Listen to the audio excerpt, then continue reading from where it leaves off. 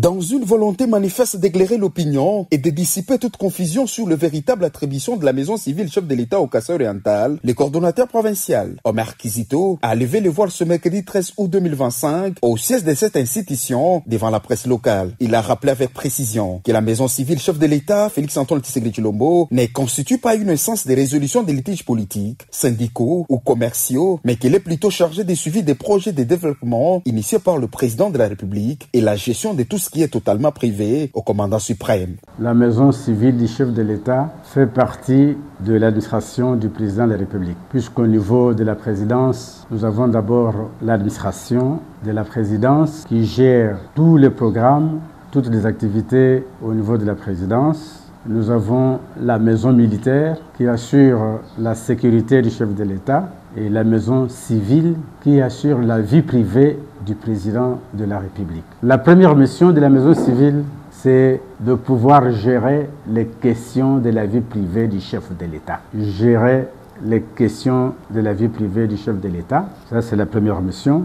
La deuxième mission, c'est pouvoir suivre tous les projets qui sont initiés par le président de la République et par la maison civile dans les provinces. Voilà les missions principales de la maison civile du chef de l'État. La maison civile du chef de l'État, c'est une fenêtre. Une fenêtre, ce n'est pas une institution. Une fenêtre pour pouvoir gérer la vie privée du chef de l'État et pour suivre les différents projets qui sont initiés par le président de la République. Nous ne sommes pas une institution politique, publique de l'État. Nous gérons la vie privée du chef de l'État. Profitant de cette tribune, il a lancé un appel vibrant à la jeunesse locale à s'orienter vers l'école de métier et l'entrepreneuriat dans le cadre du partenariat stratégique RDC-États-Unis pour répondre efficacement aux besoins en main-d'œuvre qualifiée. Vous savez qu'il y a beaucoup d'efforts à fournir dans notre province pour les ressources locales. Donc l'éducation à la citoyenneté est encore nécessaire dans notre province. Donc ça, je crois en tant que journaliste, vous voyez vous-même,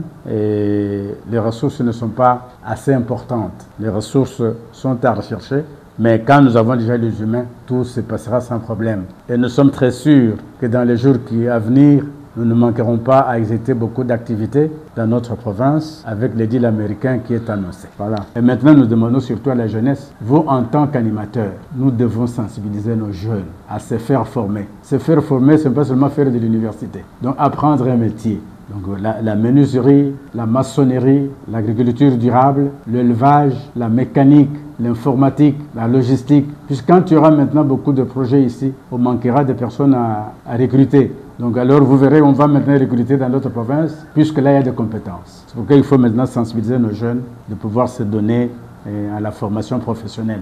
Donc aujourd'hui, il n'est pas bon que les jeunes ou nos jeunes restent comme ça avec les bras croisés.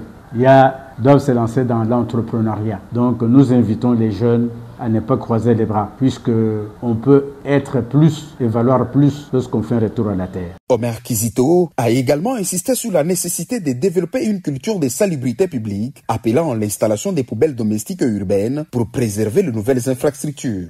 Nous sommes en train de craindre vraiment une situation qui ne sera pas bonne si notre population n'est pas éduquée pour pouvoir prendre en main la maintenance, l'entretien de toutes ces infrastructures. Et nous, à notre niveau, au niveau de la maison civile, nous pensons initier un projet d'information, d'éducation et de communication en faveur de nos communautés bénéficiaires de toutes ces infrastructures pour que nos populations changent la mentalité. Vous verrez, dans certains coins de la ville, on a construit des caniveaux, on a construit des routes, mais vous verrez qu'il y a des gens qui sont en train de jeter de la saleté dans les caniveaux. Et d'ici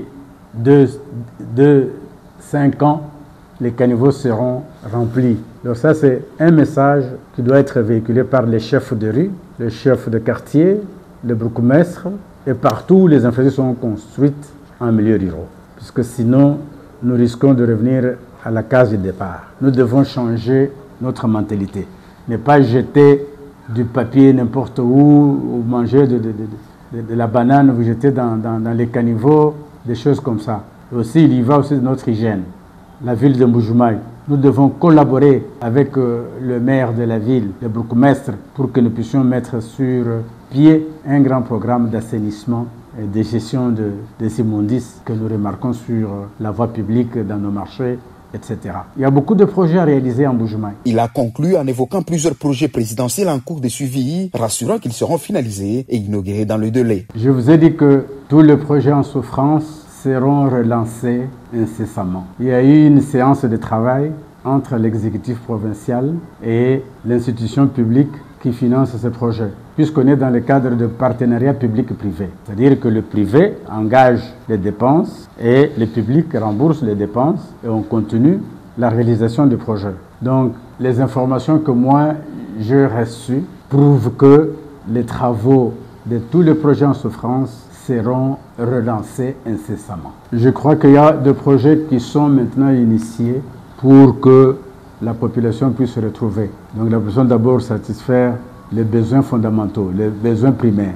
Je sais qu'il y a des projets qui seront directement opérationnels dans quelques instants. Nous avons le programme d'investissement pour la forêt et la restauration de savane. PIFORES, un projet financé par la Banque mondiale qui sera opérationnel dans quelques jours.